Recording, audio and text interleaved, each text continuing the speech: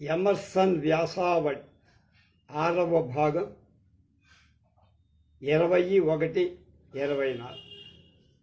3వ వ్యాసం సత్యం అనేటువంటి దాని గురించి మనం చెప్పుకుంటున్నాం. ఇంగ్లాండ్ వాళ్ళకి ఫ్రెంచి వాళ్ళకి ఉన్న తేడాలేమిటో ఆయన వరుసపెట్టి చెప్పుకుంటూ వచ్చారు. ఇంగ్లాండ్ ఫ్రెంచి వాళ్ళు పరస్పరం మనస్సులోని మాట చెప్పుకుంటారు. ఆంగ్లేయుడు ఆంగ్లేయుడినే విశ్వసిస్తారు. ఫ్రెంచి వాళ్ళు నిజాయితీ యొక్క ఆధిక్యాన్ని గుర్తిస్తారు. కానీ ఆంగ్లేయుడు ఫ్రెంచి వారి మెప్పు కోసం నిజాయితీ అనే బోనును అమర్చటం లేదు. హృదయపూర్వకంగానే అతడు రుజుత్వంతో తన వ్యవహారాలను దిద్దుకుంటాడు. ఫ్రెంచి జాతీయుడు దాంభికుడు. మేడమ్ డస్టాల్ ఫ్రెంచి రచన. ఇతని 1766లో పుట్టి 1817లో చనిపోయి. ఆమె చెప్పింది, ఆంగ్లేయులు విజయాన్ని నిజాయితీని ఐకకాలికంలో ఒకే కాలంలో సాధింపగల మార్గాన్ని కనుగోవటం వల్లనే. ముఖ్యంగా వాళ్ళు నెపోలియన్ చక్రవర్తి, వాడు 1769లో పుట్టి 1821 చనిపోయారు. చాలా చికాకు కలిగించారు. వాళ్ళ రుజు ప్రవర్తన, ఆ నిజాయితీ, వాటి వల్లనే నెపోలియన్ బోనపార్టా అనేటువంటి గొప్ప ప్రపంచ విజేత అతను కూడా అతన్ని గడగడలాడించారు అన్నారు. ఆమె వైదేశిక పాఠకులు ఆమె అన్న మాటలకు ఎంత తక్కువ ఎక్కువ విలువ ఇస్తారో అప్పుడు ఆమె గ్రహింపల. వెల్లింగ్టన్ బ్రిటిష్ జనరల్, అతను 1769లో పుట్టి 1852లో చనిపోయారు. నెపోలియన్ బోనపార్టే నిర్మించిన సైనిక శ్రేణులను నిర్మూలింపగల ఉపాయాన్ని తన నిజాయితీ సహాయం వల్లనే కనుగోగలిగారు. సామ్రాజ్య భావన అసత్య ప్రాతిపదికపై వెలసిందని గుర్తించిన వెంటనే నెపోలియన్ సిద్ధాంతాలను గురించి ఎక్కువగా వాదించటం మానేసి కేవలం యుద్ధాన్నే నమ్ముకొని వ్యవహరించి యుద్ధ ఫలితంగా కొత్త వాణిజ్య సౌకర్యాలు, వ్యవసాయం, వస్తు ఉత్పత్తిలో అభివృద్ధి సిద్ధించకపోయినా కేవలం వినోదాలు, బాణాసంచా, పండగ చేసుకోవడం మాత్రమే యుద్ధ పర్యవసానాలైతే ఐశ్వర్యాన్ని అభివృద్ధిని కాంక్షించే ఏ జాతి కూడా యుద్ధాన్ని సమర్థించదు. 10 మందికి ఒకడు వంతున బలాత్కారంగా సైన్యంలో చేర్చబడితాం. ఫ్రాన్స్ వంటి దేశం విషయంలో ఇక చెప్పక్కర్లా. అందుచేత వెల్లింగ్టన్ లిస్బన్ వద్ద సైనిక శిబిరాలలో కొన్ని ఏళ్ల పాటు నానాయాతనలు అనుభవించి ఆ స్థావరం నుండి చివరకు బ్రహ్మాండమైన తన సైనిక శ్రేణులను వాటర్లూ వరకు విస్తరింపచేశారు. వాటర్లూ యుద్ధంలో నెపోలియన్ ఓడిపోయాడు కదా.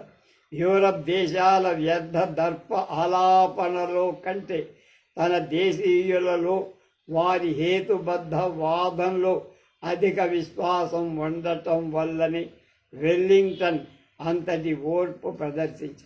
నేను మన దేశం అమెరికాకు తిరిగి వచ్చిన తరువాత మాంట్రిల్, కెనడాలో ఒక నగరం, ఒక సెయింట్ జార్జ్ ఉత్సవానికి అతిథిగా వెళ్ళాను. అక్కడ అధ్యక్షుడు ప్రసంగిస్తూ ఎక్కడ ఒక ఆంగ్లేయుణ్ణి కలుసుకున్నా అతడు సత్యవాదిగానే కనిపిస్తాడు అనే విశ్వాసం తన తోటి దేశీయులందరికీ కలదు అని అతడు అభినందించాను. కెనడా వాడు. ఆ పండుగ నాడు, అంటే ఏప్రిల్ 23వ తేదీ, ప్రపంచంలో 2-3 ఆంగ్లేయులైన ఉన్న ప్రతి ప్రాంతంలో వాళ్ళు ఒక చోట కలుసుకొని రుజుత్వంతో కూడి తోడిన తమ జాతీయతను నిలబెట్టుకునే విషయంలో అన్యోన్యం ప్రోత్సహించుకుంటారు. అంటే ఆ పండగ ప్రయోజనం ఎంత గొప్పదో మనకి అర్థమవుతోంది అన్నాడే. సింహముఖంలో ఉన్నా సరే అంటే పెద్ద ప్రమాదం మీద పడ్డ నిష్ఠుర సత్యాన్నే చెప్పగల శక్తి విషయంలో ఆంగ్లేయులను ఎవ్వరూ దాటిపోలే. బిషపులందరూ బంగారంతో నిండిన పర్సులను రాజుగారికి కానుకగా ఇవ్వాల్సి ఉన్నది అన్న రాజుగారి జన్మదినోత్సవం నాడు 8వ హెన్రీ ఇంగ్లాండ్ రాజు 1491లో పుట్టి 1547 చనిపోయిన అతనికి రాజుకి లాటిమర్ ఆంగ్ల సంస్కర్త ఆత్మత్యాగి 1485లో పుట్టి 1555లో చనిపోయిన ఆయన కులటాభిరతులను వ్యభిచారులను భగవంతుడు దండిస్తాడు అనే పంక్తి వద్ద మార్కు పెట్టి వల్గేట్ గ్రంథం బైబిల్ లాటిన్ భాషా ప్రతి పేరు వల్గేట్ అంటారు.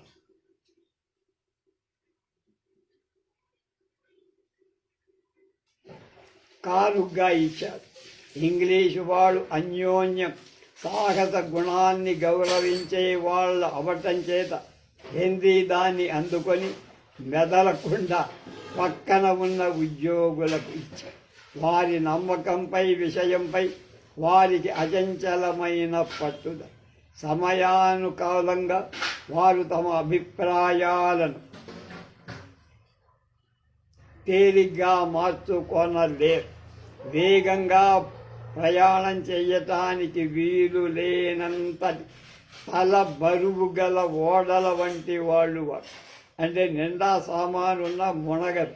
అలా అదృష్టం కానీ దురదృష్టం కానీ వాళ్ళని తమ అనూచాన ప్రవర్తన పదం నుండి మార్గం నుండి చ్యుతులను అంటే పతనం చెందించలేరెవరూ కూడా.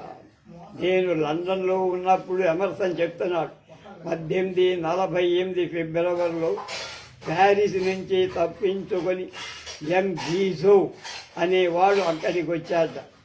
ఎవరు గీజో అంటే ఫ్రెంచ్ రచయిత రాజ్యపాలనా దక్షుడు. 1787లో పుట్టాడు, 1874లో చనిపోయాడు.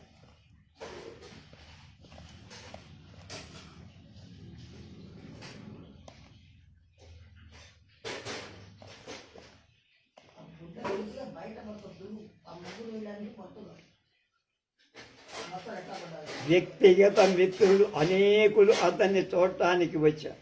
వెంటనే ఎథీనియం క్లబ్లో గౌరవ సభ్యుడిగా అతని పేరు ప్రతిపాదించటం జరిగింది. కానీ చివరికి గీజోకు ప్రతికూలంగానే ఎక్కువ ఓట్లు వచ్చి ఆ ప్రతిపాదన ఓడిపోయి ఆంగ్లేయులు నిశ్చయంగా అతని పేరు ప్రఖ్యాతులు తెలిసినవాడు. కానీ వాళ్ళు చపల చిత్తులు కాదు.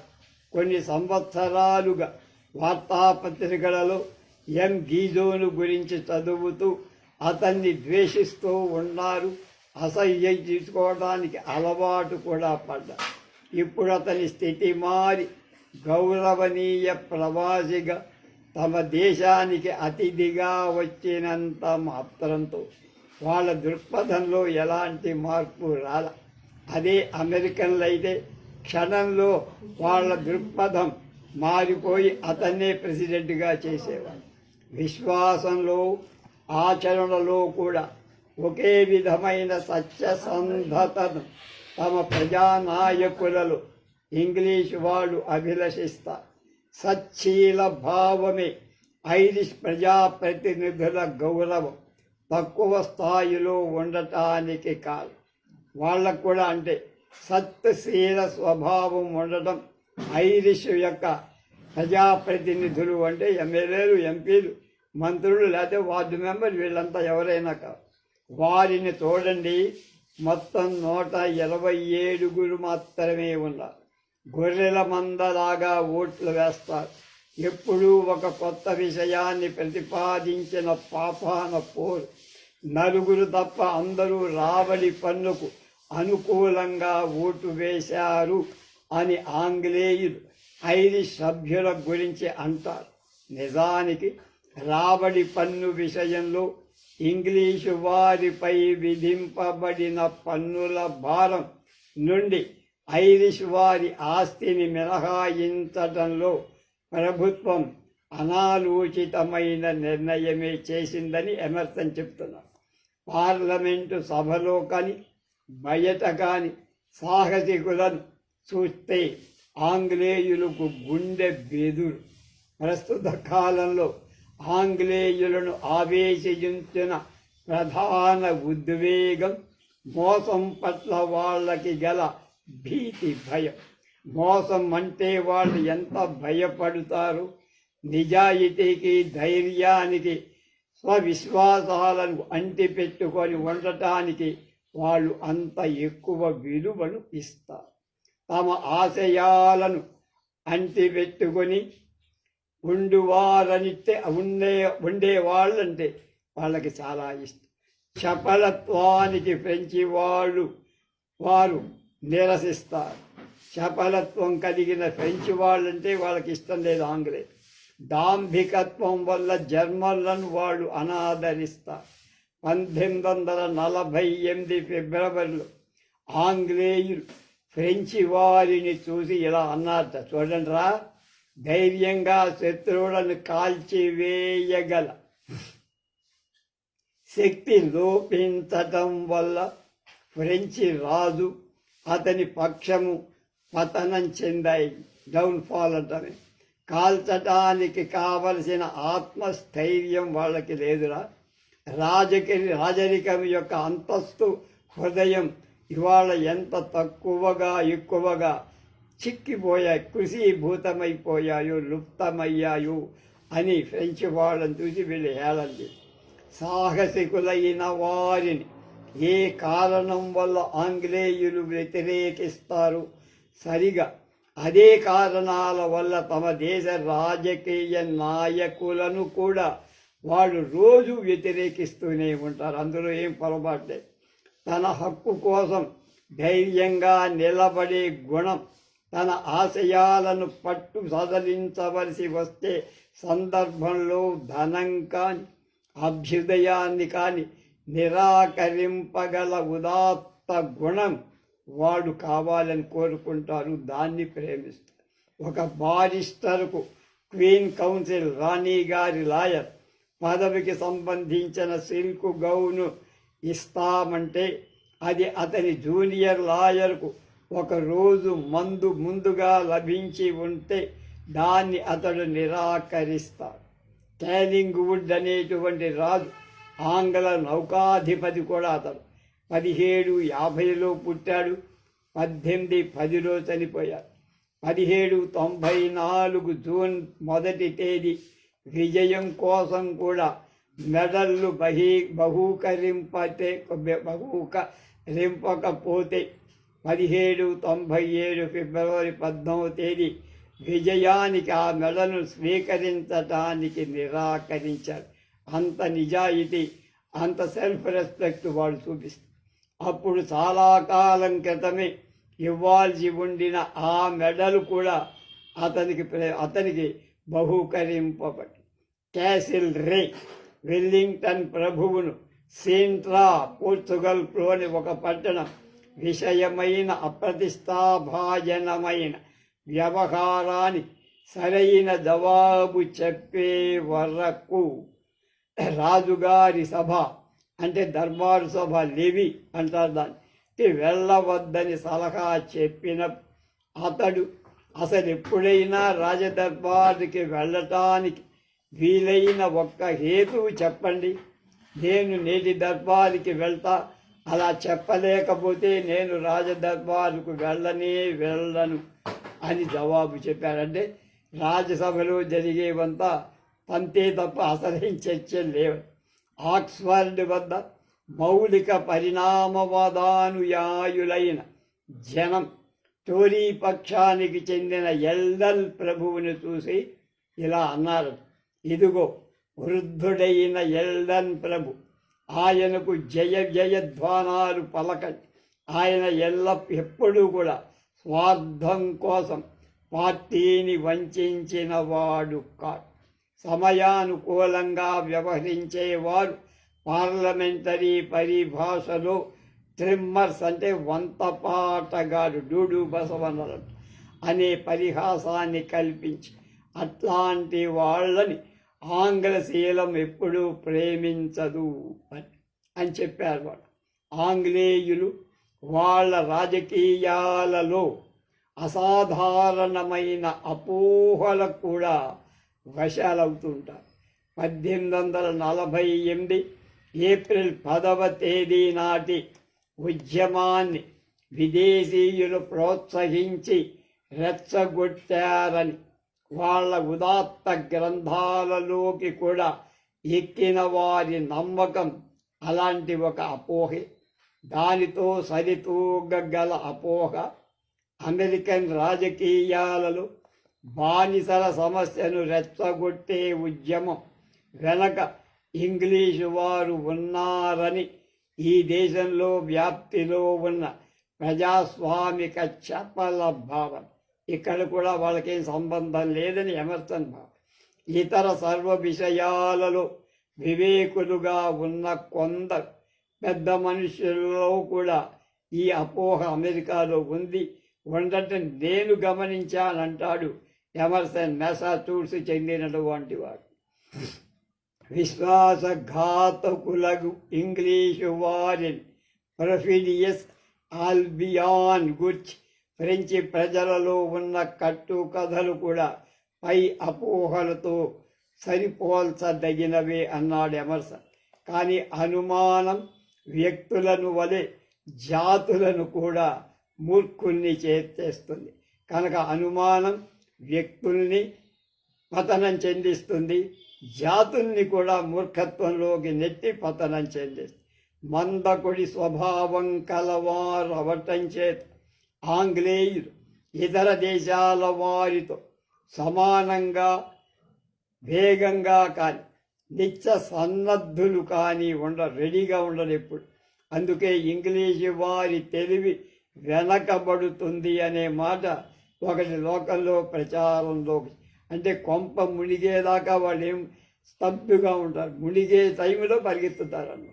దీన్నే ఫ్రెంచి వారు ఎస్పెర్ డి ఎస్క్లెయిర్ అని, అంటే గత జల సేతు బంధనం. నీళ్ళన్నీ అయిపోయి బయట పారిపోయిన తర్వాత డ్యామ్ కడతామంటే అది ఎవరికి ఉపయోగం కాదు కదా అని ఇంగ్లీషు వాళ్ళని పరిహసిస్తారు ఫ్రెంచ్ వాళ్ళు. ఇంగ్లీషు వారు తమ దేశాన్ని అంటి పెట్టుకొని ఉండటానికి విదేశాలకు పోయిన దేశీయ ఆచారాలను విడవనాడకుండటానికి వారి స్వభావంలో గల ఈ మందకుండితనం అంటే ఇనర్షియా అంటామే అదే కాదు. యత్నా శిఖరం అది సిసిలీలో ఉంది. 10,758 అడుగుల ఎత్తులో ఉంటుంది ఆ శిఖరం. అధిరోహించటానికి వెళ్ళే ఇంగ్లీషు వాడు తన టీ కెటిల్ని కూడా తనతో పాటు శిఖరానికి మోసుకుపోతారు. రిలేషన్ ఆఫ్ ఇంగ్లాండ్ అని 1500 క్రీస్తు శకం 1500లో రాసిన గ్రంథాన్ని రచించిన ప్రాచీన ఇటాలియన్ రచయిత ఇలా అన్నాడు: నాకు ఈ విషయం చాలా నమ్మకంగా తెలిసింది.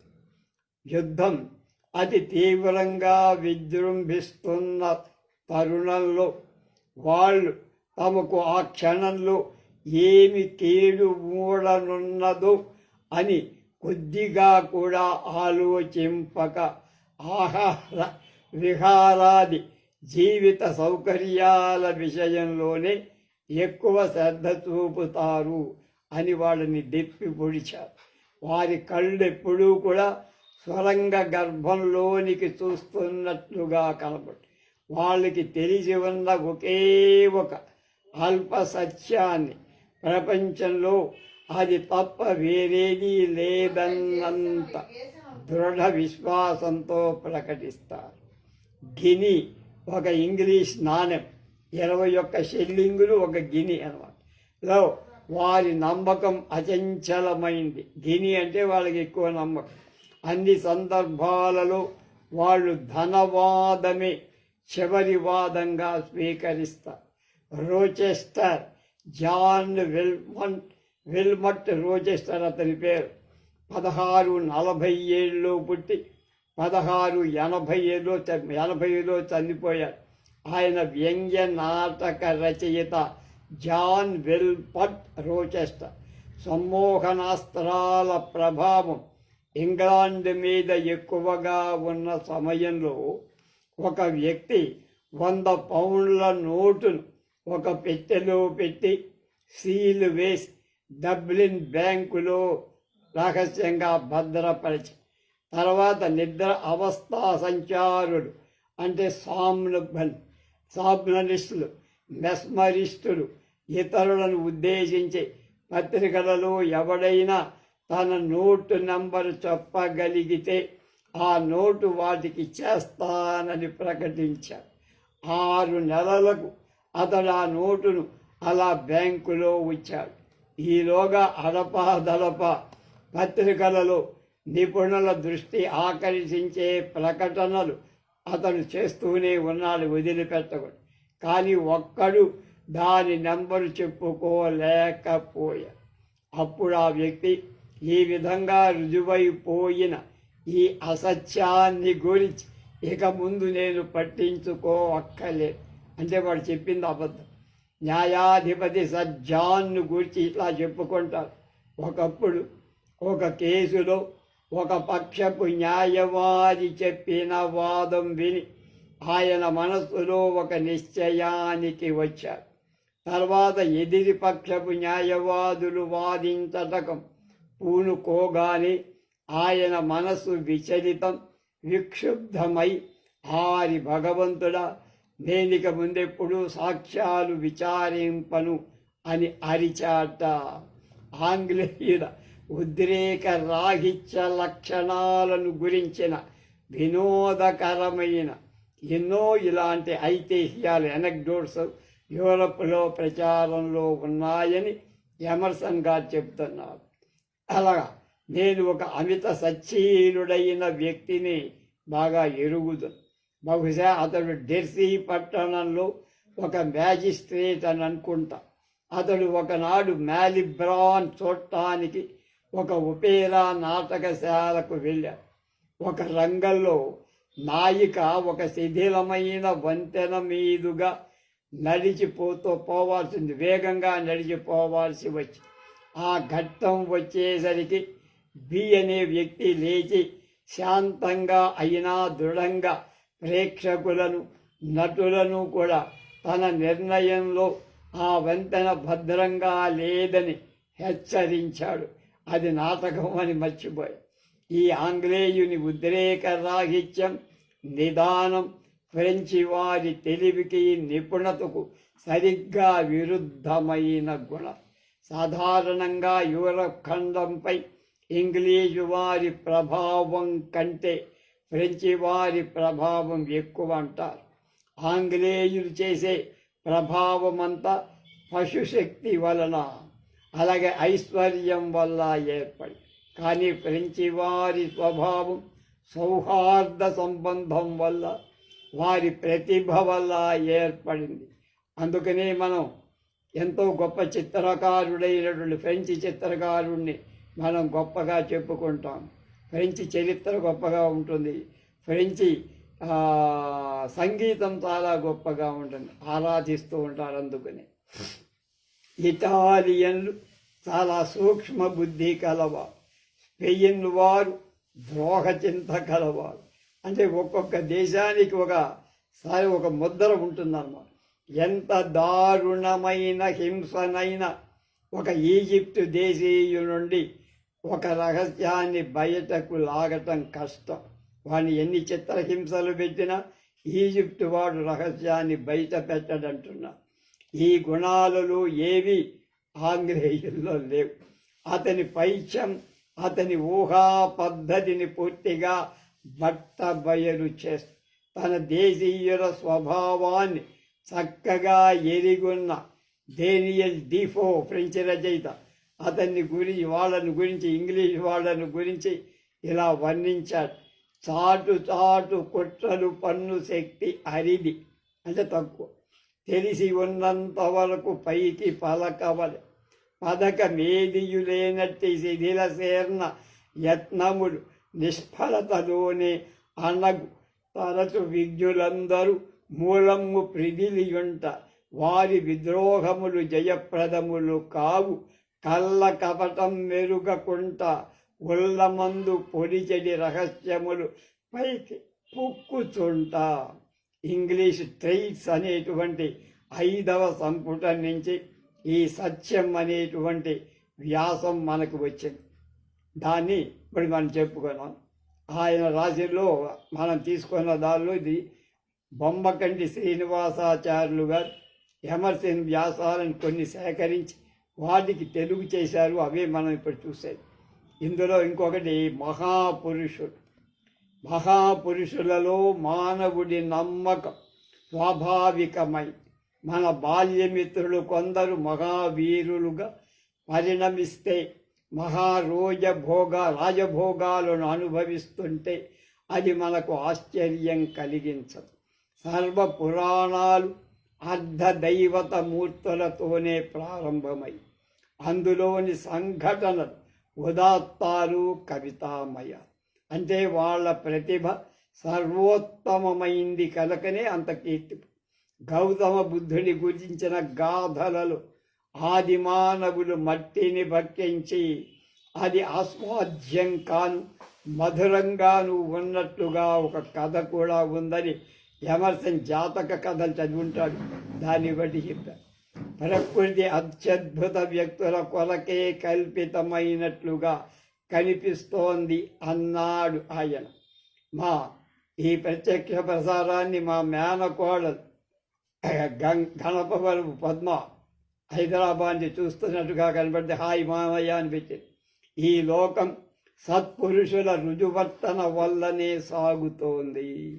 వాళ్ళే ఈ భూమిని పరిపూర్ణమైన శోభాయమానంగా చేస్తున్నారు. వారికి సమకాలికులుగా జీవించే ప్రజలకే జీవితం ఆనందమయంగా బలవర్ధకంగా కనపడుతుంది. అలాంటి సమాజంలో మనకు ఉన్న విశ్వాసమే మన జీవితాన్ని మధురంగా అసహ్యం కాకుండా సహ్యంగా చేస్తుంది. వాస్తవికంగాను మానసికంగాను మనం మనకంటే అధికులమైన వాళ్లతో కలిసి జీవిస్తూ ఉంటాం. మనం మన బిడ్డలకు మన భూములకు వాళ్ళ పేర్లు పెట్టుకుంటూ ఉంటాం. వారి పేర్లు భాషలో ధాతువులుగానే పరిణమిస్తున్నాయి. వారి ప్రతి కృతులలో మన గృహాలన్నీ అలంకారం అవుతున్నాయి. అలాగే ప్రతి దైనిక సంఘటన వారికి సంబంధించిన ఒక ఐతిహ్యాన్ని జ్ఞాపకం చేస్తూ ఉంది. మహాపురుష అన్వేషణ గూర్చే బాల్యంలో మానవుడు కలలు కంటారు.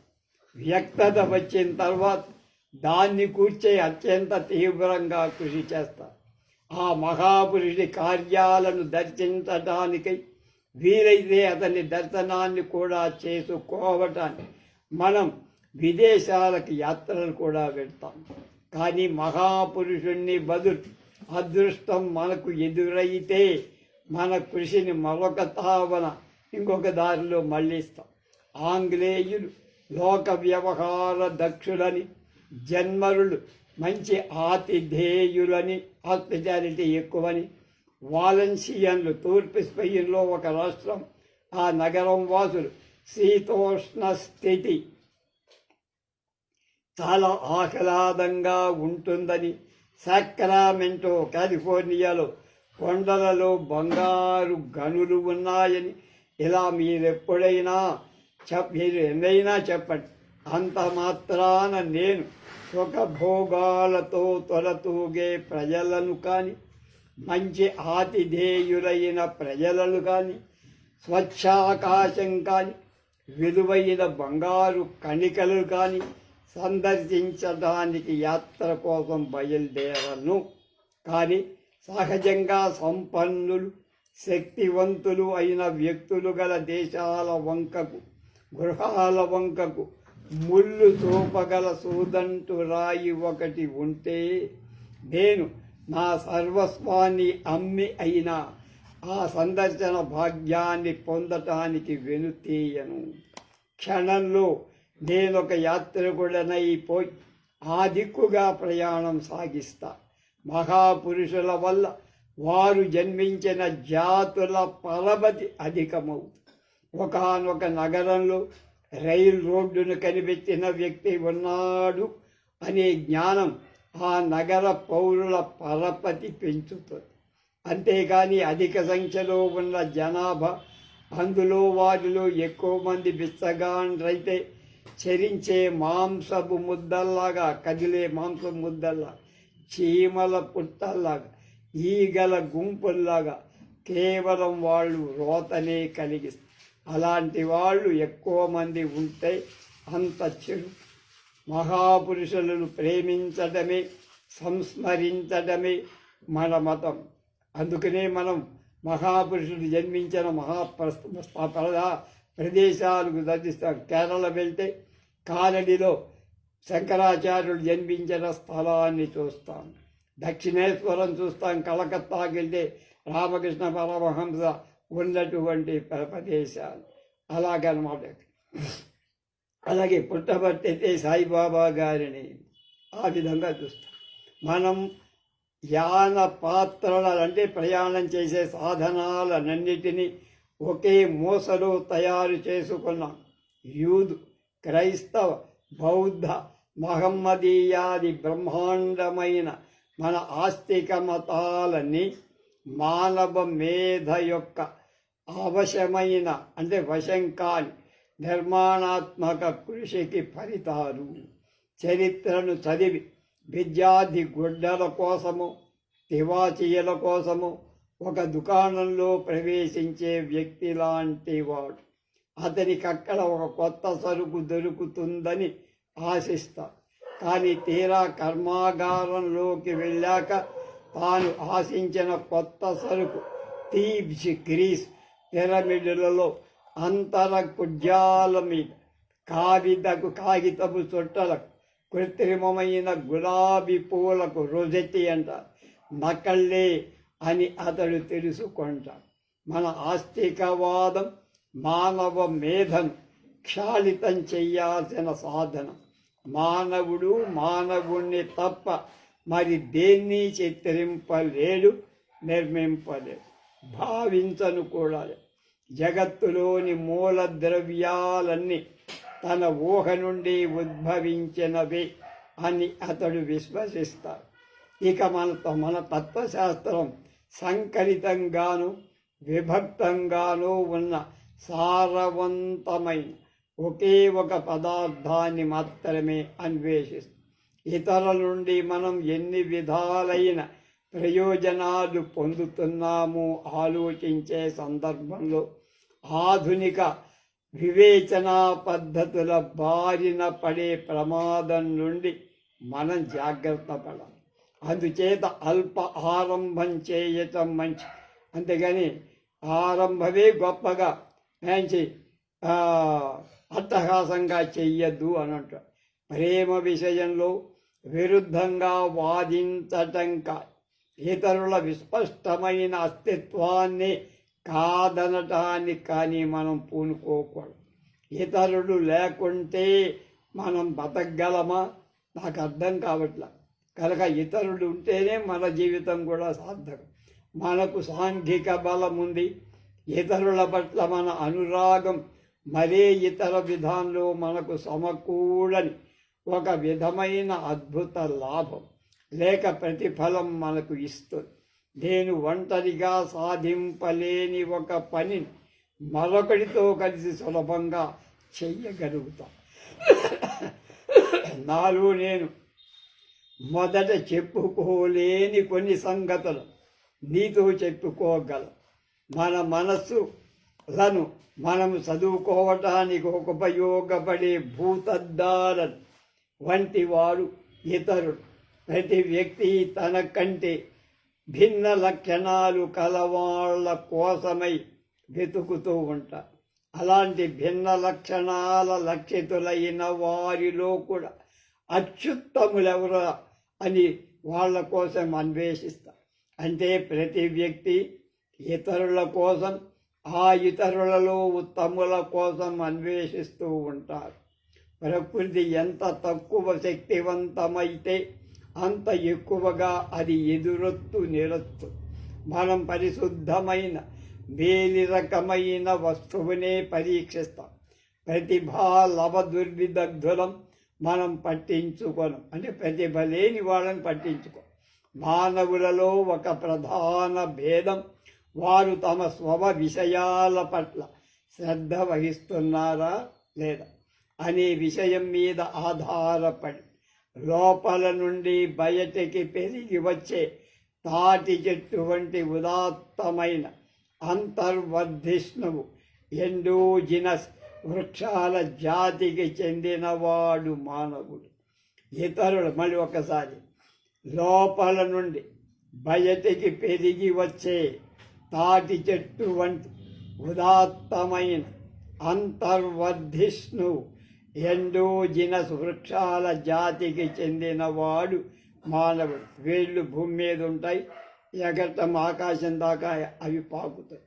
ఇతరులకు అది అసాధ్యమైన తాను చేసే పనిని అతి వేగంగా అవలీలగా అతడు చేసి వేస్తాడు. పంచదార తాను తీయగా ఉండటానికి, ఉప్పు ఉప్పగా ఉండటానికి ఏమీ అది శ్రమపడక్కల.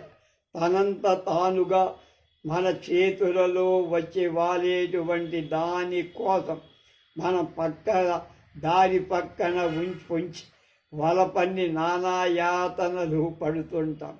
ఇతరులు చాలా శ్రమ కోర్చి అతి కష్టం మీద కాని అధిరోహింపలేని ఉన్నత భావనా పదాలలో ఎప్పుడూ సంచరించే వాడిని నేను గొప్పవాడు అంట. మళ్ళా ఒక్కసారి, అతి కష్టం మీద శ్రమ మీద ఎవరు అధిరోహింపని ఉన్నత భావనా మార్గంలో ఎప్పుడూ సంచరించేవాడు ఎవడైతే ఉంటాడో వాడే గొప్పవాడు అని నేనంటానని ఎమర్సన్ అంటున్నాను.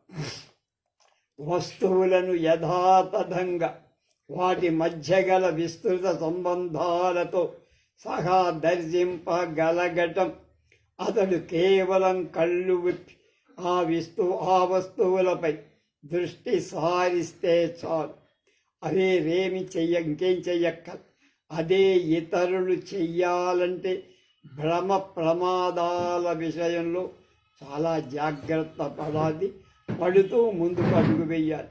తప్పులు చేస్తూ ఉంటారు, సర్దిద్దుకోవాలి, చాలా శ్రమ పడాలి. అతడు మనకు చేసే సేవ కూడా అలాగే ఉంటుంది.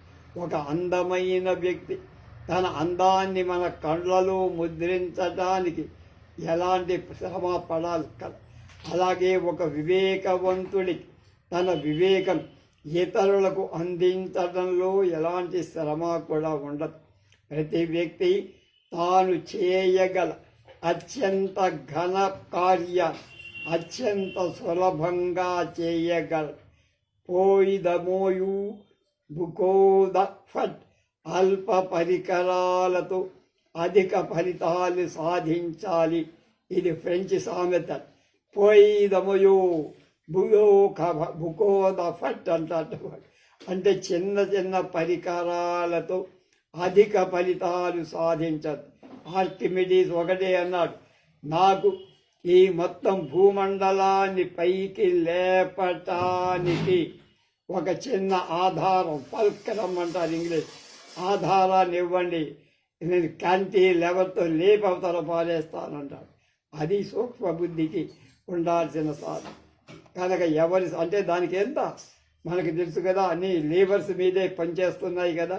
అది తులాదండాలను చదువుకున్నాను చిన్నప్పుడు.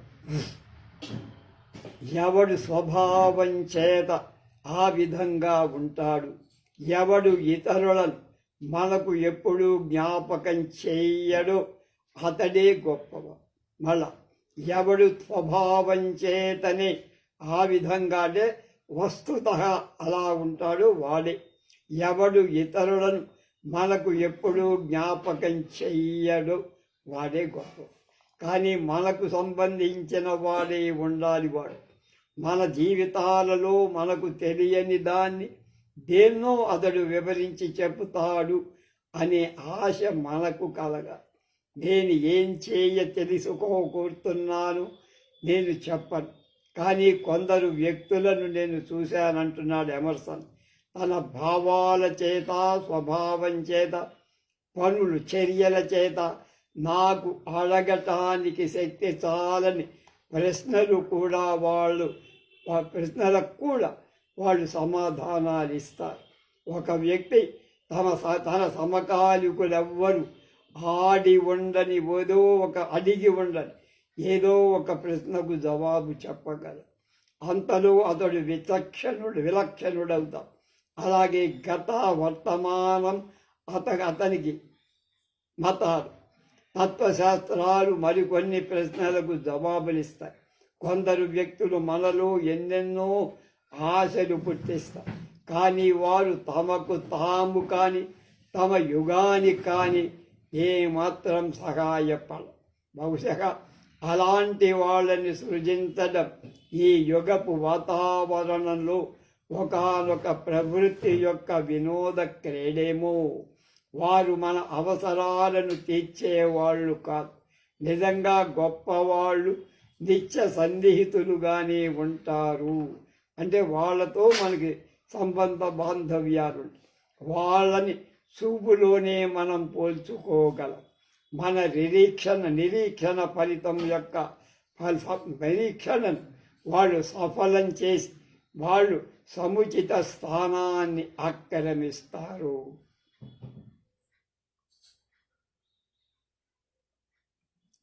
మంచి వస్తువు ఎప్పుడూ శక్తివంతం, ఉత్పాదకం అయి ఉండి తనకు తగిన స్థానాన్ని వర్ధిల్లటానికి అవసరమైన ఆహారాన్ని, మిత్రులను స్వయంగా సంపాదించుకొనజాలి ఉంది.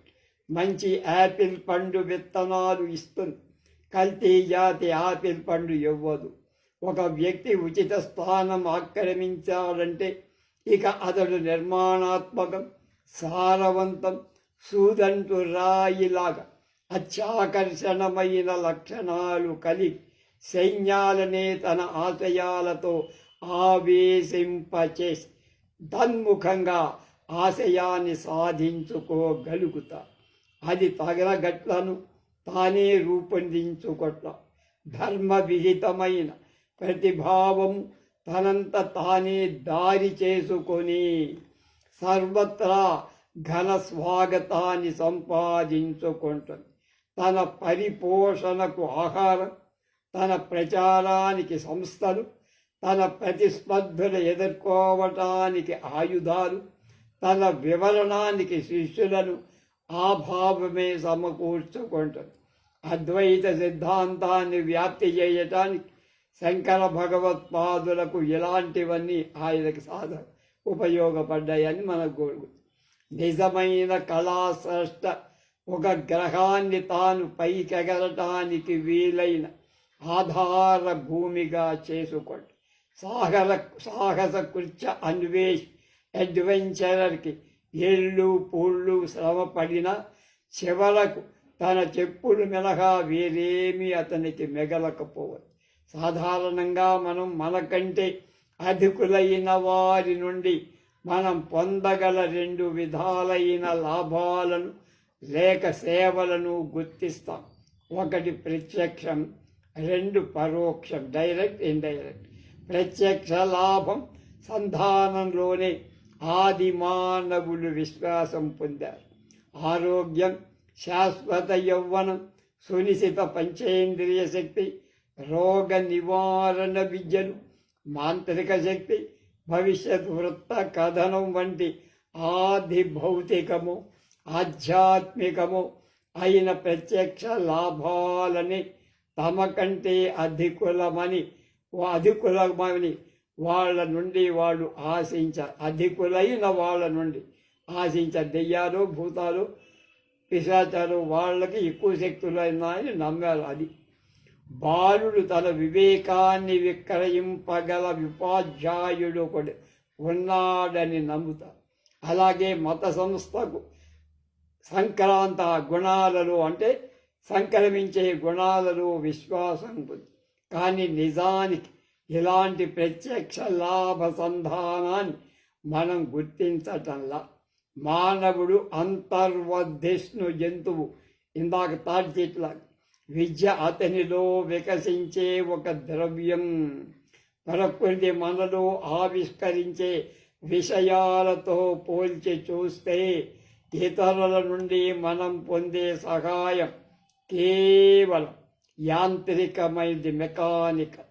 ఆ విధంగా నేర్చుకున్న విద్య కార్యరూపం దాల్చాలి. నేర్చుకున్న విద్య కార్యరూపం దాల్చి అనుభవ రూపంలో అది పనిచేయాలి. అందుకనే వివేకానంద స్వామి ఏం చెప్పారు, నీ మత విశ్వాసాలని కార్యరూపం దాల్చాలి అన్నారు. ఆనంద సంధాయకము. కారణం కాక కార్యమే ఎప్పుడూ నిలిచి ఉంటుంది. సరి అయిన నీతి కేంద్ర స్థితి కూడా అదే. ఆత్మ నుండే అది బయటకి వస్తుంది. దానం అనేది విశ్వ ప్రకృతికి విరుద్ధమైంది. ఇతరులకు సేవ చేయటం, మనకు మనం సేవ చేసుకోవడం. నా కొరకు నేను నన్ను విముక్తుని చేసుకోవాలి అని యేసుక్రీస్తు చెప్పారు. ఆత్మ ఇట్లా అంటుంది, నీ పని నువ్వు చక్కబెట్టుకోవయ్యా మూర్ఖుడా, ఆకాశం జోలికి ఇతర జోలికి నీకెందుకు. రెండవది పరోక్ష సేవ. మూర్తి భవన శక్తి లేక ప్రతినిధి భవన శక్తి మానవులకు. అదే మన మేధల వికాసానికి, బుద్ధి వికాసానికి ఉపయోగిస్తుంది. బెహ్మాన్ స్వీడన్బెర్గ్ 1688లో పుట్టి 1772 స్వీడిష్ శాస్త్రవేత్త, తత్వవేత్త, మత విషయక రచయితలు. వస్తువులన్నీ ప్రతినిధుల వంటివి, వస్తువులన్నీ రిప్రజెంటేటివ్స్ అన్నారు వాడు. మానవులు కూడా ప్రాతినిధ్య లక్షణం కలవాళ్ళు. మొదట వస్తువుల తర్వాత భావాలకు వాళ్ళు ప్రాతినిధ్యం రిప్రజెంట్ చేస్తూ ఉంటారు. చెట్లు ఖనిజాలు, జంతువులు అనువైన ఆహార పదార్థంగా మార్చివేయటట్లుగా మానవుడు ప్రకృతిలోని కొంత ముడి పదార్థాన్ని మానవ ఉపయోగకర ద్రవ్యంగా మారుస్తాడు. నిప్పును, విద్యుత్ శక్తిని, అయస్కాంతిక శక్తిని, ఇనుమును, సీసాన్ని, గాజును, మైనపు గుడ్డను, సిల్కు, నూలు గుడ్డలను కట్టిపెట్టిన వాళ్ళు, మన పనిముట్లను నిర్మించిన వాళ్ళు, దశాంశ గణల డెసిమల్ సిస్టమ్ ప్రవేశపెట్టిన వాళ్ళు, కనిపెట్టిన వాళ్ళు, రేఖాగణితజ్ఞులు, జామెట్రీ, ఇంజనీరు, గాయకుడు అందరూ అజ్ఞాతం, అగమ్య గోచరమైన పరిస్థితులను గడచి బయటపడటానికి సులభమైన మార్గాలు ఏర్పరచి వివిధ రీతులలో అందరికీ సహాయపడ్డారు. ప్రతి మనుష్యుడు అతనిలో గుప్తంగా ఉన్న ఒక ఇష్టం కారణంగా ప్రకృతిలోని ఏదో ఒక భాగంతో అనుబద్ధుడై ఉంటాడు. ఆ భాగానికే అతడు ప్రతినిధిగా, వ్యాఖ్యాతగా తయారవుతాడు. ఉదాహరణకు లీనియస్ అనే అతనికి వృక్షాలతో స్వీడిష్ శాస్త్రవేత్త 17 ఏళ్ళలో పుట్టాడు, 1778లో చనిపోయాడు.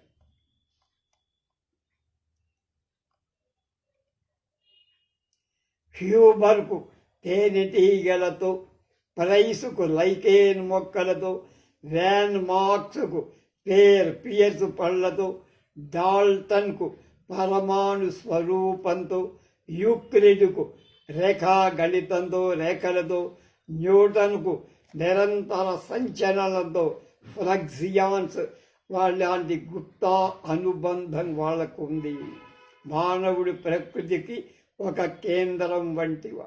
అతడు తన నుండి బాంధవ్య సూత్రాలను అన్ని వైపులకు, అన్ని పదార్థాల గుండా, ఘన ద్రవ పదార్థాల గుండా కూడా, మూల మిశ్రమ పదార్థాలు అంటే ఎలిమెంట్స్, మిక్స్చర్స్ గుండా కూడా అల్లుకొని పోతారు.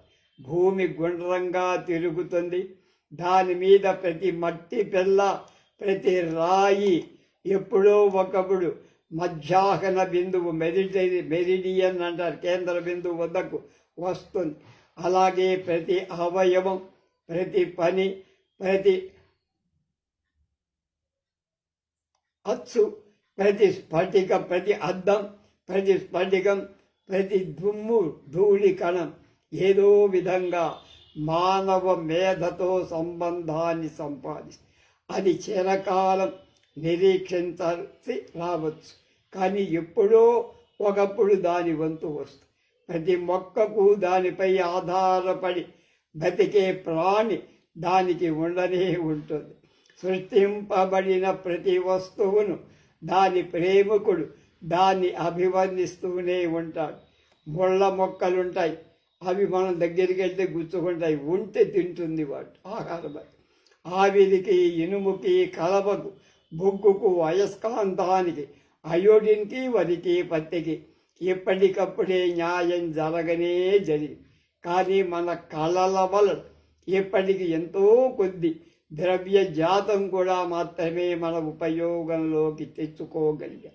సృష్టిలో ఎన్నెన్నో వస్తువులు, గుణాలు ఇంకా రహస్యంగా గుప్తంగానే నిరీక్షణ దశలోనే నిలిచిపోయి సాంప్రదాయికమైన కథల, ఫెయిరీ టేల్స్లోని మంత్రబద్ధాలైన రాకుమార్తెల ప్రతి వస్తువు దాని నిర్ణత విమోచనానికి ఆగమనం కోసం నిరీక్షిస్తూ ఉంటుంది.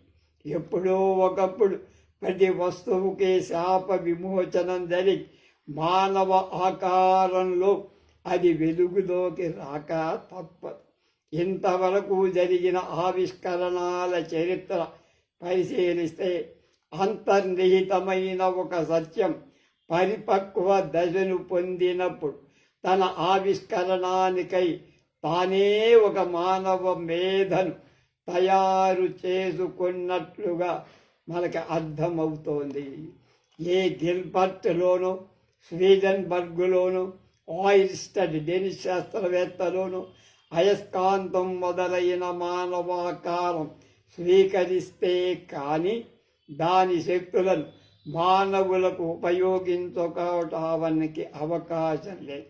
మనం పై ప్రయోజనాలతో ఆగిపోదలిస్తే ఖనిజ వృక్ష జగత్తులో గంభీరమైన శోభ మొదట మనకు ప్రత్యక్షమై ఆ శోభ కొన్ని అనుకూల క్షణాలలో ప్రకృతి అందాన్ని, రూపాన్ని బహిర్గతం చేస్తుంది.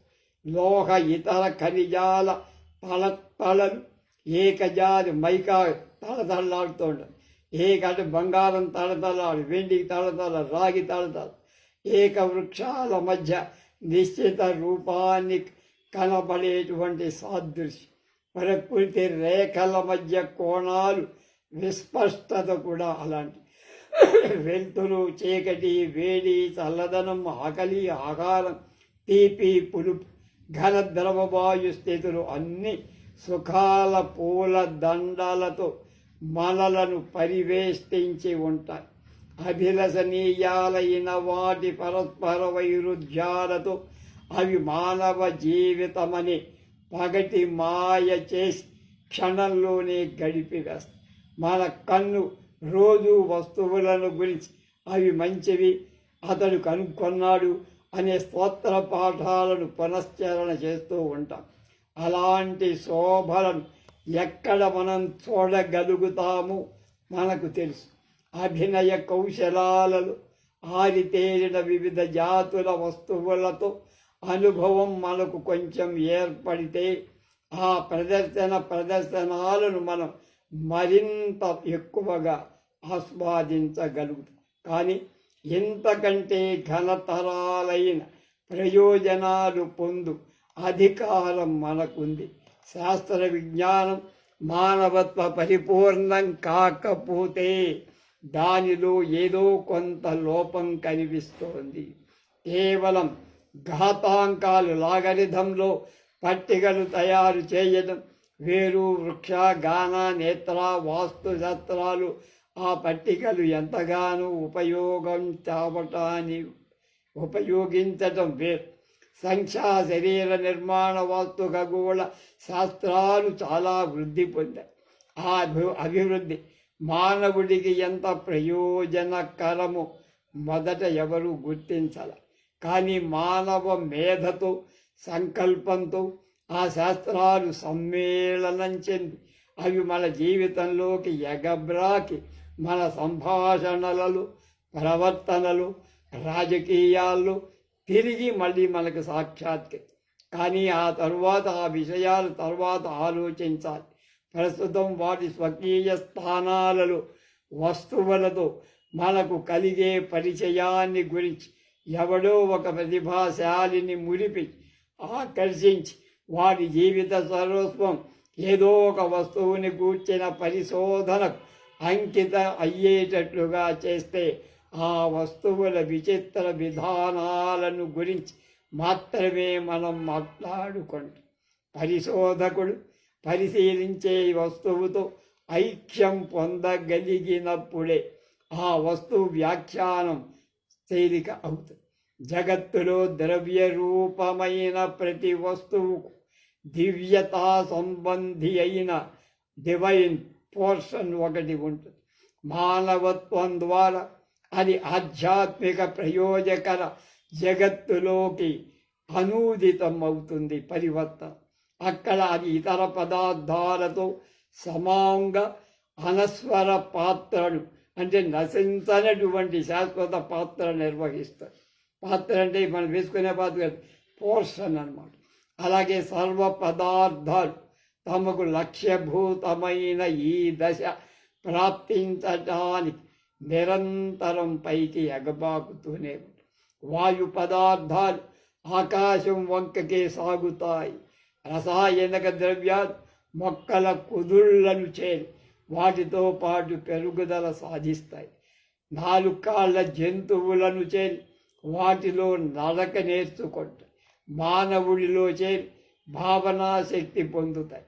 నియోజకవర్గం మీద కూడా ఒక ప్రతినిధికి రాగల ఓట్ల సంఖ్య ఆధారపడి ఉంటుంది కదా.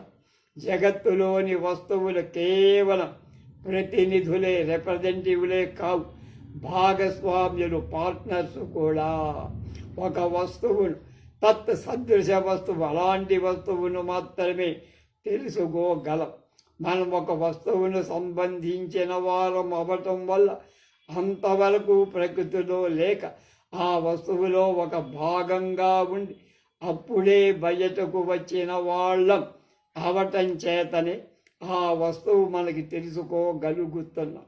ప్రాణి రూపం దాల్చిన క్లోరినే అంటే క్లోరిన్ అంటమే హరితం, ద్రవ్య రూపమైన క్లోరిన్ తెగ తిరుగుతుంది. అది వాయు రూపం ద్రవ్యమైపోయింది. అలాగే మానవ అవతారమెత్తిన తుత్తునాగం అంటే లెడ్ అనుకుంటా స్వభావం ఎరుగజారుతుంది. ఆయా స్వభావమే వస్తువుల స్వభావమే అతడి జీవన మార్గాన్ని నిర్ణయిస్తుంది. అతనిలో ఆ ద్రవ్యాలు ఉండటం వల్ల వాటి గుణాలను వివిధ రీతుల్లో అతడు ప్రకటించగలుగుతున్నాడు. జగత్తులోని ధూళితో నిర్మితుడైన మానవుడు తన మూలాన్ని ఎప్పుడూ విస్మరింపడు. నేటికిని ప్రాణరహితంగా ఉన్న సర్వాన్ని ఎప్పుడో ఒకప్పుడు మాట్లాడటం, వాదించటం చేసి తీర్తాడు తప్పకుండా. అప్పరకటితంగా నిలిచి ఉన్న ప్రకృతి భవిష్యత్తులో తన సర్వ రహస్యాలను వ్యక్తం చేస్తుంది, చెయ్యక తప్పదు. కొవ్వురాళ్ల పర్వతాలు ఎప్పటికో ఒకప్పటికి శీర్ణాలై పొడిపొడై అసంఖ్యాకులైన వెర్నర్లుగా, వ్యాన్ బుక్కులుగా, వ్యూ మౌంటులుగా విడిపోతాయని మనం నమ్మచ్చు. అలాగే వాతావరణం అనే ప్రయోగశాల చివరి పరిష్కార సందర్భంలో ఎందరు బర్జీలియస్ స్వీడన్ రసాయన శాస్త్రవేత్త 1779లో పుట్టి 1848లో చనిపోయారు. లేదు అంటే బర్జీలియస్ అనే శాస్త్రవేత్తలను ఎందరు డేవి ఆంగ్ల రసాయన శాస్త్రవేత్త డేవిడ్ సెప్టిలాం చదువుకుంటాం మనం. 1778లో పుట్టి 1829లో చనిపోయాడు. ప్రసాదింపనున్నదో ఎవరికి తెలుసయ్యా అంటాం. ఈ విధంగా మనం ఒక మహా అగ్ని పక్కన కూర్చొని ఉన్నాం. భూధ్రువాల మీద నిలిచి ఉన్నాం. మన ఈ సర్వవ్యాపికత్వం వంటి స్థితే మన దౌర్బల్యానికి కారణం. భూ దివాలము కమ్ముకొని కలుసుకుంటే భూమి అంటే దిక్చక్రం హొరైజన్ అంటారే, ఈ దివం రెండూ కలుసుకొని పరస్పరం భూషణాయమానమైన ఒక మంచి దివ్యమైన రోజు వస్తుంది. అలాంటి రోజు మనకు తిరిగి రాకుండటం మన దురదృష్టం అనిపిస్తుంది. రావాలని కోరుకుంటాం. మనకు 1000 తలలు 1000 శరీరాలు ఉంటే అద్భుత సౌందర్య విధానమైన ఆ రోజు అనేక విధాలు అనేక స్థలాలలో గడిపి ఆనందించి ఉంటాం కదా, ఉందుం కదా అనిపిస్తుంది. ఈ ఊహ కేవలం స్వప్నం వంటిదేనా? కాదంటున్నాడు ఎమర్సన్. మనం నమ్మాలి, కానీ నిజంగా మన ప్రతినిధులచే మనము బహూకరింపబడుతాం. మహాపురుషుల శ్రమ ఫలాలను ఎంతో సులభంగా వాడుక చేసుకుంటాం. అమెరికాకు వచ్చే ప్రతి ఓడకు మార్గదర్శక పటం కొలంబస్ ఇచ్చిందే కదా, మర్చిపోకూడదు. ప్రకటితమైన ప్రతి నవల హోమర్ క్రీస్తు పూర్వం 1200-850 మధ్య ఎప్పుడూ జీవించిన గ్రీకు కవి ఇలియడ్, ఒడిసే అను 2 జగద్విఖ్యాత పురాణాలు రచించాడు కదా. అతనికి రుణపడి ఉంటుంది కదా సాహిత్యమంతా. బాడిసను ఉపయోగించే ప్రతి వడ్రంగి విస్మృతుడైన ఆ బాడిస నిర్మాత ప్రతిభను చూసి ఆశ్చర్యం పొందుతాడు కదా. ఆ తెలివి అక్కడి నుంచి వచ్చిందే కదా. చుట్టూను పరివేష్టించి ఉన్న వివిధ శాస్త్ర మండలం ఓడను లంగరు తాళ్లలాగా మానవ జీవితాన్ని పట్టి ఉంచింది. ఆ శాస్త్రాలన్నీ మన ఆకాశంలోని కొత్త వెలుగును ప్రసరింపచేయడాని కోసమే తాము ఆహుతి అయిపోయిన గతకాలపు మహాపురుషులు మనకు ప్రసాదించినవే అవే వాడుకుంటున్నాము. మహాత్మా గాంధీ లాంటి మహానుభావులు జీవిత త్యాగం చేసి మనకు స్వతంత్రం ఇస్తే ఇవాళ మనం ఎంతగా అనుభవిస్తున్నాము. ఇంజనీరు, బ్రోకరు, న్యాయశాస్త్రవేత్త, వైద్యుడు, నీతి బోధకుడు, మత ప్రచారకుడు ఒక్కడేమిటి, ప్రతి శాస్త్రవేత్త మన పరిస్థితిని నిర్వచించి దానికి అక్షాంశ రేఖాంశాలతో ఒక గ్లోబ్ పటం తయారు చేస్తున్నవాడి. ఈ రహదారులు వేసేవాళ్ళు, రోడ్లు సర్వ విధాల మనలను సంపన్నులు చేస్తున్నారు. మన జీవన వైశాల్యాన్ని పెంపొందించుకొని మన సంబంధాలను విస్తరింపచేసుకోవాలి. సనాతనమైన ఈ భూమి మీద కొత్త ఆస్తిని సంపాదించుకోవటం వల్ల కూడా ఒక కొత్త గ్రహాన్ని ఆక్రమించుకోవటం వల్ల కలిగేటంతటి లాభం మనకి కలుగుతుంది. ఈ భౌతిక లేక అర్ధ భౌతిక ప్రయోజనాలను స్వీకరించడంలో మనం చాలా ఆలస్యం చేస్తున్నాం. మనం బరువైన సంచులలాగా, నిండిన కడుపులలాగా కదలలేకుండా ఉండకూడదు. ఒక మెట్టు పైకి ఎక్కడానికి సహాయభూతమైన గుణం మనకు ఎక్కువగా సహకరిస్తుంది. కనుక స్తబ్దుగా ఉండద్దు, ఎప్పుడూ పరిశ్రమ చెయ్యండి అంటున్నాం. చురుకుదనం, సాంక్రామికం, ఇతరులు కూడా చూసే వస్తువులను చూడటం ద్వారా, ఇతరులు సంభాషించే వస్తువులతో మనం మాట్లాడటం ద్వారా ఆ ఇతరులను ఆకర్షించిన ఆ సొగసులను మనం కూడా దర్శింపగలుగుతాం. నెపోలియన్ బొనపార్ట్ ఇలా అన్నట్ట, ఒకే శత్రువుతో నువ్వు తిరిగి యుద్ధం చెయ్యొద్దు. అలా చేస్తే నీకు తెలిసిన యుద్ధ కళ అంతా అతనికి నేర్పిన వాడి అవుతావురా. అందువల్ల ఎప్పటికప్పుడు శత్రువుడు మార్చుకోమని. శక్తివంతమైన మనస్సు గల ఒక వ్యక్తితో ఎక్కువసేపు మనం మాట్లాడితే అతడు వస్తువులను చూసే ధోరణి మనకు చాలా వేగంగా పట్టుబడిపోయి ప్రతి సంఘటన విషయంలో కూడా అతని ఆలోచన ఎలా ఉంటుందో ముందే మనం ఊహించగలం. మానవుడు తమ మేధ ద్వారా అనురాగాల ద్వారా మాత్రమే ఇతరులకు సహాయపడగలరు. ఇతర విధాలైన సహాయం నాకు సహాయ ఆభాసంగా సహాయంలాగా కనపడదు, కానీ సహాయం కాదు. నాకు నువ్వు రొట్టె వెచ్చటి కుంపటి ఇచ్చేటట్లుగా భావిస్తే దానికి పూర్తి పరిహారం చెల్లిస్తున్నానని నేను భావిస్తాను. చిట్ట చివరకు ఆ సహాయం ఏ పరిస్థితిలో నన్ను చేరిందో ఆ స్థితిలోనే నన్ను వదిలిపోతాయి. నా స్థితి కూడా అలా కాక దిగనాసెల్లటం జరగకూడదు. కానీ మానసిక నైతిక శక్తి విస్పష్టంగా మంచినే కలిగిస్తుంది. అది నీ నుండి వెలువడి నువ్వు సంకల్పించకపోయిన నీ ఊహలో కూడా ఎప్పుడూ స్మరించి ఉండని లాభాన్ని నాకు చేకూరుస్తుంది. దృఢమైన సంకల్పం లేకపోతే ఏ విధమైన బలం కానీ ఘన కార్యాలను సాధించే శక్తి కానీ కలుగుతుందని నేను నమ్మనంటున్నాడు ప్రఖ్యాత శాస్త్రవేత్త, ఆ తత్వవేత్త, బ్రహ్మాండమైనటువంటి జ్ఞాన సంపన్నుడైన ఎమర్సన్. మనుషుడు సాధింపగలిగిన దానినంతటిని మనం సాధింపాలనుకుంటాం.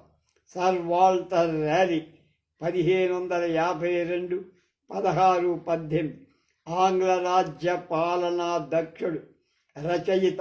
అతన్ని గురించి సెసిల్ 1520లో పుట్టి 1778లో చనిపోయిన ఆంగ్ల పాలనా దక్షుడు. సెసిల్ కూడా పాలనా దక్షుడే. చెప్పిన మాటలు ఏమిటి? ఎవరి గురించి? సర్ వాల్టర్ ర్యాలీ గురించి. ఈ ర్యాలీ పేరే అమెరికాలో, అక్కడ కూడా నార్త్ కరోలినాలో ఒక చివర ఉండే ర్యాలీ ఉంది మనకు, ఆ పేరుతో వచ్చిన పట్టణమే అది.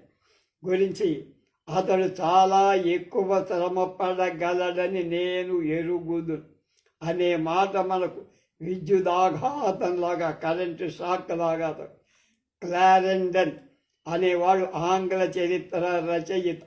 1609లో పుట్టి 1674లో చచ్చిపోయాడు.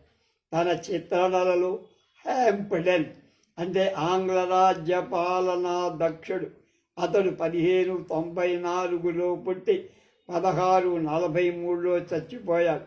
అతన్ని గురించి రాశాడు. ఏమని? అతడు చాలా శ్రమతో కూడిన పనులు కూడా అలసట కలిగింపలేనంత దక్షత, నిరంతర జాగ్రత్తత కలవ, అత్యంత నిశితమైన ప్రజ్ఞల చేత కూడా అధక్కరింపబడని అంటే ఓడింపలేని గొప్ప ప్రజ్ఞ కలవ. ఆ ఉత్తమ ప్రజ్ఞతో సరితూగగల ధైర్య సాహసాలు కూడా అతనికి ఉన్నాయి అనే మాటలు ఫ్రాంక్ లండులను గురించి వ్రాసిన దొంగతనపును కానీ వంచనకు కానీ ఎంత మాత్రం అవకాశమీయని కఠోర సత్యవ్రతుడు అనే మాటలు కూడా అలాంటివి.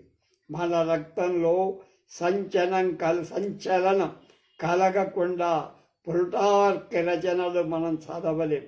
ఒక ఋషి 100 యుగాలకు సరిపోయే ప్రబోధం కలగ చేస్తారు. లు అనే అతడు నడవడికను గూర్చి వెంటే పరమ మూర్ఖుడు కూడా పండితుడవుతాడు. సంశయాత్ముడు నిశ్చయ జ్ఞానం కలిగినవాడు అన్నాడు మెన్షియన్ అనే చైనా తత్వవేత్త. ఈ తత్వవేత్త క్రీస్తు పూర్వం 372లో పుట్టి క్రీస్తు పూర్వం 289లో చనిపోయాడు. ఆ సూక్తిని నేను బాగా ఒప్పుకుంటాను అంటాడు. ఏమిటది? లూ నడవడికను గూర్చి వింటే పరమ మూర్ఖుడు కూడా పండితుడవుతాడు. సంశయాలు ఉన్నవాడు నిశ్చయమైన జ్ఞాని అవుతాడు. ఇది నైతిక శక్తిని గురించిన చరిత్ర అయిన వర్తమాన జీవులపై సమకాలికుల ప్రభావం ఉన్నంతగా గత జీవుల ప్రభావం ప్రసరింపజాలు. ఈ సమకాలికుల పేర్లు, ఈ గత జీవుల పేర్లంతా ఎక్కువ కాలం నిలవకపోయినా సరే, నేను ఏకాంతంగా ఉన్నప్పుడెప్పుడు అద్భుత విధానాల ద్వారా నా ప్రతిభను నేను పోషించుకుంటాను. నాకు ఉద్దీపనం కలిగించుకుంటా. నా దగ్గరకు వచ్చే వ్యక్తులు నాకు ముఖ్యం, కానీ నా ఊహలలో కూడా ఎన్నడూ మెసలని వ్యక్తులతో నాకేం పని అంటాడు ఎమర్సన్. ఇతరుడి గమ్యాన్ని ఆ ఇతరుడి కంటే ఎక్కువ దర్శింపగల శక్తి ప్రేమ అనే దానికి ఉంది. వీరోచిత ప్రోత్సాహాల ద్వారా ప్రేమ వాణ్ణి స్వకర్తవ్యతానిష్ఠుణ్ణి చేస్తుంది. మనలో ఏమాత్రం గుణం ఉన్నా దాన్ని పైకి తీయగల సూక్ష్మ శక్తి కంటే మైత్రికి ప్రధాన లక్షణం ఇంకోటి ఉందా? లేదు. అలా ఆ తర్వాత ఎప్పుడూ మనం మనలను గురించి, జీవితాలను గురించి కానీ తేలిక దృష్టితో ఆలోచింపం. మెడలు వంచి ఏదో ఒక ప్రయోజనకరమైన పని మనం సాధించినట్లుగా మైత్రి మనను ప్రోత్సహిస్తుంది. స్నేహం రైలు రోడ్డు మీద త్రవ్వకం పనిచేసే వాళ్ళ పరిశ్రమ మనను సిగ్గుపడేట్టు చెయ్యజాలదప్పుడు. అలాంటి సమయంలో ప్రజలలో అన్ని వర్గాల వారు సమకాలిక మహాపురుషుల మీద